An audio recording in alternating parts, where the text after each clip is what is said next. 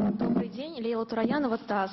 Мой вопрос обоим министрам. Ситуация в Афганистане продолжает вызывать тревогу как у Индии, так и у России. И основываясь на ваших сегодняшних дискуссиях, каким вы видите дальнейшее сотрудничество между Москвой и Нью-Дели по афганскому вопросу? И дополнение для вас, Сергей Викторович. В середине ноября планируется очередное заседание московского формата консультаций по Афганистану. И стало известно, что новые афганские власти не приглашены на эту встречу. Хотя, например, в прошлом году во встрече московского формата талибы принимали участие. Как бы вы могли это прокомментировать и пояснить, с чем связано такое решение? Спасибо.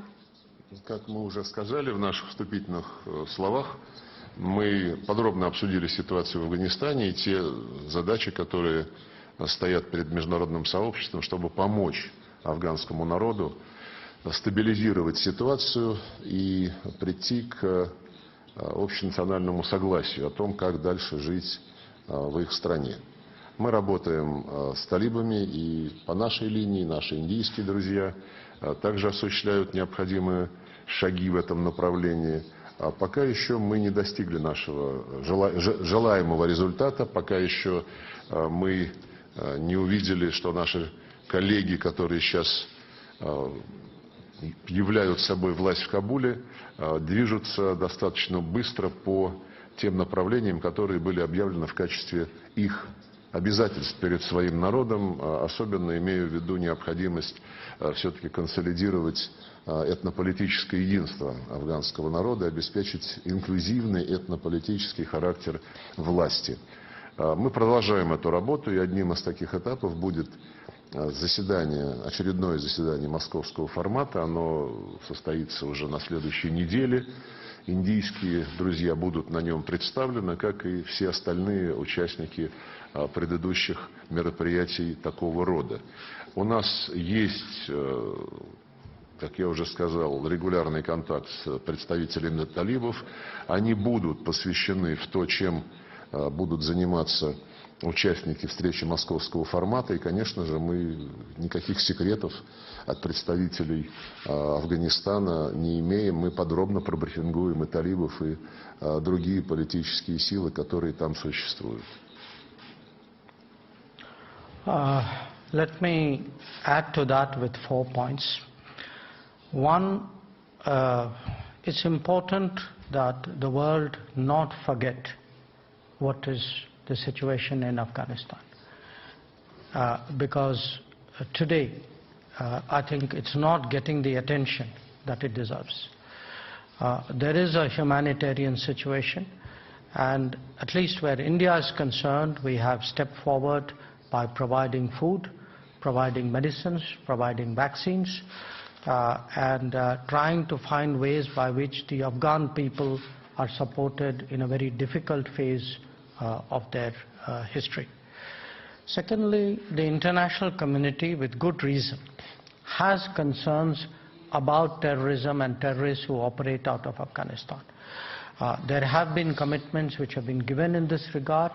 It's legitimate that the international community, especially the neighbors, today work together to ensure that that there is no terrorism threat that comes out of Afghanistan.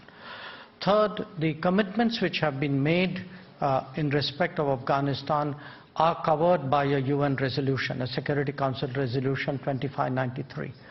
It is important that those obligations are kept. And finally, we discuss Afghanistan in various formats. It is part of the tradition of our relationship, India and Russia, that in some of these formats we have cooperated. So we look forward to being present here during the Moscow format as well. Телеканал RT. Прошу вас. Hello, Donald Corder, Russia Today. This question is for Minister Jaishankar. India, of course, has been facing pressure from the West for its relations with Russia. So I'd like to ask basically a three-pronged question. The first is, what do you see as the intent of the West, specifically the United States, in pressuring India for these relations? What stance will India take in the future towards Russia as a result of this pressure? And What does New Delhi think about the Western calls to establish a price cap on Russian oil exports? I can say a lot about India-Russia relations. I think the fact that I'm here today with a delegation to review our cooperation, to see how we can take it forward, to create a long-term sustainable basis, I think says most of all. For us, Russia has been a steady and time-tested partner, and as I said, any objective evaluation of our relationship over many decades would confirm that it has actually served both our countries very, very well. So if it has served my country very, very well for many decades, I think you can see the obvious interest and commitment I would have in keeping that relationship strong and steady. As regards, the oil supply issue, first of all, there is a stress on the energy markets. Okay, this is a stress which has been created by a combination of factors. But as today the world's third largest consumer of oil and gas, a consumer where the levels of income are not very high, it is our fundamental obligation to ensure that the Indian consumer has the best possible access on the most advantageous terms to international markets. And in that respect, quite honestly, we have seen that the India-Russia relationship has worked to advantage. So if it works to my advantage, I would like to keep that going.